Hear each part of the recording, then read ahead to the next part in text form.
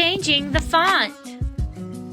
Option 1. Select the font and its size before you begin typing.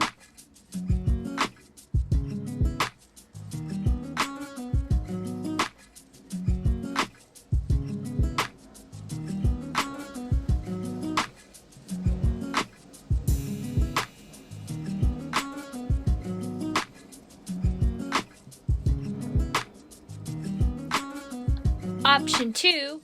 If the words are already typed and you'd like to change the font, simply use your mouse cursor to gently drag over it, highlighting the characters, and then go to Font and Font Size to change them.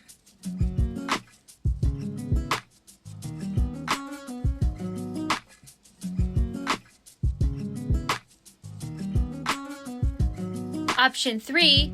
If you are changing the font of word art, simply click on the word art character and then go to Font and Font Size to select your new styles.